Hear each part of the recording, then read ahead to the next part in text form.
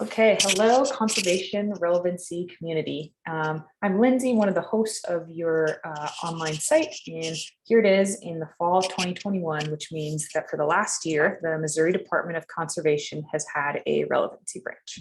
And with me here today is the chief of the relevancy branch, Jess Hoey, who's nice enough to be here to tell us a bit about what's been going on at MDC with relevancy over the last year. So thank you so much for joining me today. Yeah, absolutely. It's great to be here, Lindsay, and to share with everyone in the relevancy community what we've been up to here at Missouri Department of Conservation within the last year. So just to recap a little bit of history, in July of 2020, Missouri Department of Conservation, or MDC, underwent a really massive reorganization that the staff had been working on for a couple of years prior. And so, as part of those steps to create a new type of organization with a new structure, the idea of the relevancy branch was formed. And I think initially the relevancy area was going to be sort of a one-person show. And then as staff continued to talk about it with our director's office and administration, it was really decided that, you know what, we really need to have a full branch dedicated just toward relevancy efforts because we think it's that important. And so that went into effect last July 2020. So I can't believe it's already been over a year. And I came on board in September of 2020. So I've been here for just over a year now. And because my background is not in conservation, it's in nonprofit work, I had a lot to learn about the conservation movement. So I've definitely learned quite a bit this past year, the first year being in the position. And so it's been a learning process, I think, for everyone here at the department, because there's just so much that has gone into the reorganization across the entire agency. And it's not just about the relevancy branch having been created, it's about how we really work together. We had regions that were created, so 8 regions across the state. And how do our regions work with headquarters? How do we work with them? How can we really make sure that what's happening at the local level and at the field level is really transmitted into the work that we're doing day to day, and not something that simply headquarters is deciding on. So I think it's much more of a collaborative framework and really helping us get out of the silos that some folks can find themselves in. And so as far as the relevancy branch is concerned, there's me as the chief of the branch. Then we have the Stream Team program that was in our former fisheries division or fisheries branch for 30 years. It's really a fantastic citizen or community science program, volunteer based, that's been around for 3 decades and has just had a lot of great best practices. And so as part of the relevancy initiative here at MDC, it was decided, Stream Team is going to move over to the new relevancy branch. So that was a really big change for the staff, especially because they were in a resource management branch before, and now they've been moved to more of a sort of human dimensions type of branch or division. And so they right now comprise most of the staff within the relevancy branch, and we'll talk a little bit more about that here shortly. And then we also created a recreational use program lead position within recreational use specialists throughout our regions. So those specialists currently report to the regional administrator for each of the regions. And then Amy Beekler, who's our rec use program lead, is housed within the relevancy branch. And she really has a sort of matrix reporting relationship with those specialists so that they are working in tandem with her day in and day out, but technically report to their regional administrator. So we've been able to do a lot of great things in that area, which I'll talk about too. And then we most recently hired a hunter and angler marketing specialist, which a lot of states call an R3 coordinator, to really focus on recruitment, retention, and reactivation, because like many states, here in Missouri, we really are seeing numbers of hunters decline. And it's just very concerning, as I think many of us know. And so we want to see what we can do to change that trajectory. What is it that we can do to get more folks who have been involved earlier in life to stay involved instead of leaving hunting? And the same thing for fishing. It's certainly not as pronounced here in Missouri that we're losing as many anglers as hunters, but it's still a concern. So something that we're looking into on both fronts. And then finally, we are in the process of hiring what we're calling a partner and citizen engagement specialist. And that position will be responsible for a whole host of different things, including our annual Partners Roundtable event, which we've got coming up in mid-October, another one of our citizen science or community science programs, and handling a lot of the different partnerships and making sure we're being consistent in the work we do throughout the agency. So that's just kind of a snapshot of where we've been this past year. And we are still in the midst, I would say, of standing up the new branch. But I think compared to where we were a year ago versus where we are today, we've come a really long way. We didn't even have a budget, for example, when I came on board. And so now we have a full budget for the branch, just like all the other branches here at MDC have. So we've made a lot of strides, but I think we have a lot more strides we need to take before we get really where we want to be. Awesome. Thank you so much. And already just from what you've said, you've pointed out some things other people have shared that relevancy touches really every aspect of what an agency does. But there needs to be, dedicated staff who have the capacity to be working on it. And that's why that relevancy branch was created. And I think over the last year with this pilot program with WMI, you guys have really defined, right, what's part of that branch. Definitely. So you've alluded to some of the things that have been going on this year, but do you want to elaborate on some of those or tell us Sure. what the highlights and top accomplishments are to you? Sure. I think this first year we've really focused on a couple of things, particularly with our recreational use programming. So that's been a new area. And so thinking of opening up the conservation areas around the state, we have approximately 1,100 conservation areas that we operate here in Missouri. And so obviously that's a vast amount of areas to manage. And so clearly on many of them, one can hunt and fish and hike and all those things. But as we look at relevancy, how can we be more relevant to Missourians across the state and others who might travel here? We're thinking about what else can folks do on our conservation areas that people haven't been able to do before. So a big thing that we've worked on this past year is a bicycle regulation so that bicycles will be allowed on service roads on certain conservation areas. And our service roads are roads where we have department vehicles that travel through to get things done on the area that need to be done. And so these roads are already dealing with a lot of traffic from our vehicles. So having a bike on it is a lot less of a footprint, and it's already being used again by vehicles. So that's really exciting. We've also added e-bicycles to the mix. And so the first 3 classes of e-bicycles will also be allowed on certain conservation areas. So of the 1,100 we have, we're allowing bicycles on about 300 of them. And then even those ones that where the bicycles are allowed, some of them will be closed to bicycling during hunting season, just for safety concerns and to make sure that we can mitigate some of those user conflicts. And so our public comment period for that new proposed regulation is during the month of October. And we will see what kind of feedback we get from Missourians. I mean, so far, even when press releases have gone out about it before the comment period, we've heard everything from, I think this is a horrible idea, I don't think this should happen, to this is absolutely outstanding. Are you going to allow e-bicycles as well? So we've really seen the entire spectrum, and it will just be really interesting to see what happens with the open public comment period. And if everything moves forward as planned, then the regulation would go live in March of 22. So we're really looking forward to that. It's been quite a bit of research that's been done on the e-bicycle front. What's an appropriate type of e-bike to allow in our conservation areas? And even within the hunting community, for example, we're getting feedback that this is a great idea. This is going to make it so much easier for me to get across different areas. And then other hunting groups and hunters saying, no, this is probably going to ruin the natural resource. What are you doing to mitigate those things?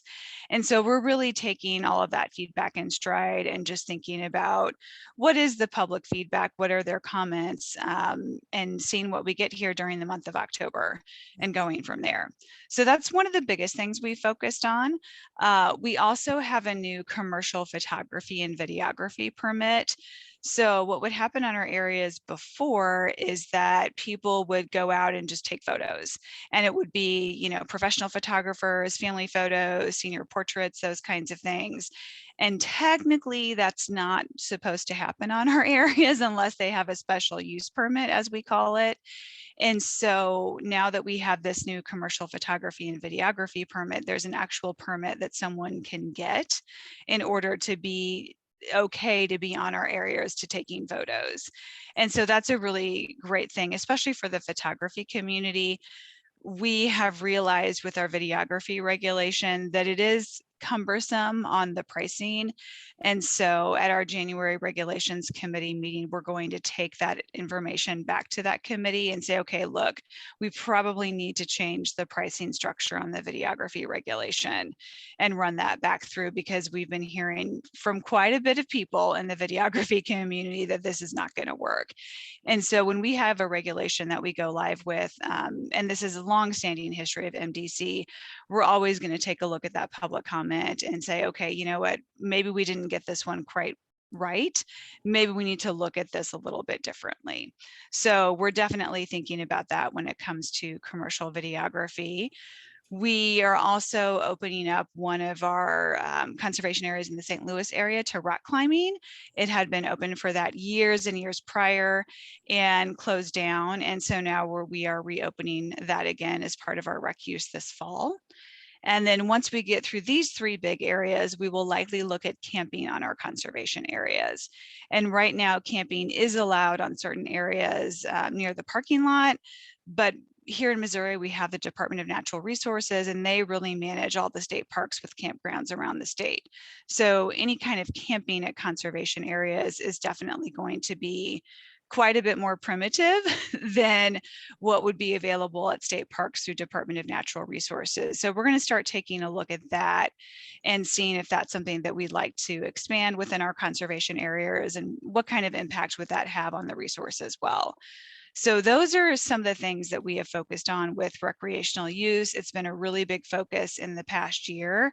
And now that we added our hunter and angler marketing specialist in June, that person, he's been with the organization for about 20 years. He's really kind of getting his feet under him and really deciding where is it that we want to head with our R3 efforts, where are we going to focus our efforts. So that includes sort of reigniting our internal MDC R3 committee. So getting folks to participate from all branches and regions across the organization to really revive our R3 plan here at the department, and then start putting some very specific strategies and tactics together for how we're going to do recruitment, retention, and reactivation. So I think there'll be a whole lot more that happens with that in the coming year, as well as with our partner and citizen engagement specialist. Awesome. Thank you so much for sharing. And it's cool to hear about some of these new ideas for recreation on your areas, and as well as taking into account the viewpoints of all the citizens you serve, which that's the point of relevancy, right? Yeah, exactly. Awesome. Thank you. So just sort of going back over, what you guys have worked on this last year, what would you say some of the top things you've learned about are for an agency working on relevancy, and what pieces of advice might you have for other folks in this community? I think what I have found personally is that relevancy means something a little bit different to every person that you talk to. And so every staff person has a little bit of a different idea about what should be involved in a relevancy initiative. And of course, every Fish and Wildlife agency around the country handles it differently as well. And so right now we're working on a project with Wildlife Management Institute to really help us lay the foundation for a full-fledged relevancy plan here at the department. And this is a 6 to 9 month process that we're working through with a variety of consultants. And then we have an internal core group of about 15 staff who are working with the consultants as well. And so it's been a great process so far. I would say we're probably about a third of the way through it. We've had multiple meetings as a group, and one of the consultants is now in the process of actually doing qualitative interviews with just 10 to 15 organizations around the state that we've identified that we feel like we don't know that much about. And so part of that exercise was really looking at who are the groups that we feel like we as a department don't know as much about, and who are the groups or the individuals around the state that we need to focus on with our relevancy efforts. And so I did a little bit of a poll with this with a group of 15, and the responses were all over the place. they were just all over the place. And so I had to tally them in some kind of manner, which was probably not very scientific, and try to figure out, do we have any kind of common ground here on where people think we should be focusing our efforts? And so it was difficult. I couldn't necessarily find a whole lot of common ground. And so the point of that exercise was then to talk it out in one of our group meetings with the consultants. And so that was quite a process of people going around and saying, no, I don't think we should focus here. I think we need to focus over there. And then someone else saying, no, but I would think we need to focus here. And one thing I've noticed here at MDC, and this could very well be other organizations as well, is that sometimes we have a tendency to want to be everything to everyone. And I think if we're going to be successful in our efforts, we really do have to choose where we're going to focus our time and energy, because there are a limited number of resources. Even in Missouri, where we're very lucky and we have the 1/8 of 1% sales tax, we still have limited resources. And so we just cannot do everything, nor can we be everything to everyone around the state. So it's really about honing in on our efforts. And I think the staff here, the group of 15, just found that really difficult, but yes, what about this? But yes, we can't miss this. So that's definitely been a challenge. It's been, I know, sometimes frustrating for the group to really try to figure that out. And so we finally came to a conclusion about the 10 to 15 groups we want the consultant to work with. And she's supposed to have the information back from the interviews probably by end of October or early November. So we're all really excited to get the results. And then once we talk those through, there'll be more of a sort of typical quantitative survey of various Missourians around the state. So really excited about that process. And so I guess overall, what I would say about how an agency would approach relevancy is that I guess I'm making any assumptions about what other staff think about the efforts, and making sure that everyone is on the same page before you begin and develop a plan, and really just being very open about where things stand. Where do we need to improve? We did a relevancy readiness assessment at the very beginning of the project. And so it was all anonymous, taken by each member of the group here at MDC. And I took that assessment. I thought, oh my goodness, I don't know if we're ready to do this. I guess we'll see how the results come back. And the results were pretty consistent with what I said. And it was essentially that, there's not dissent within the organization to do this by any means. People are ready to do it, but it's definitely going to take a lot of support to make that happen. So even here at MDC, where we've created this entire relevancy branch, we've gone through this reorganization based on the responses that folks in the group had. We know it's not going to be an easy road to move forward on, and we're really going to have support, and we're going to have to put a lot of effort into it. So those are some of the key things I feel like I've learned here in my first year at MDC. Great, thank you for sharing. And this idea about sort of communicating what relevancy is across the rest of the agency is definitely something that other pilot states are pointing out as well. So that's a common lesson learned so far. And just sort of to wrap up, you told us a bit already about the upcoming project that you all are already working with the partners in WMI, some of these recreational use things that are going to be continuing through the process. Is there anything else you guys are looking forward to as you continue on here in year 2? Yeah, I mean, I think for sure getting through this project with Wildlife Management Institute, and then at the end of that, really having a very good vision for where we want to go with our relevancy efforts and putting together a plan. Another big piece is that with bringing the partner and citizen engagement specialist on board, that position is really going to be looking at all of our volunteer programs across the department. And we have many, many of them, and really trying to streamline how those programs operate. There's a lot of, I would say, inconsistencies in how their programs are run. And in some cases it makes perfect sense. And it's a very good thing, because each program is different, and certainly they're not all going to be the same. However, there are likely some opportunities where we can combine forces, look at best practices across each of the programs, and really try to figure out, is there some way that we can streamline things or be more consistent?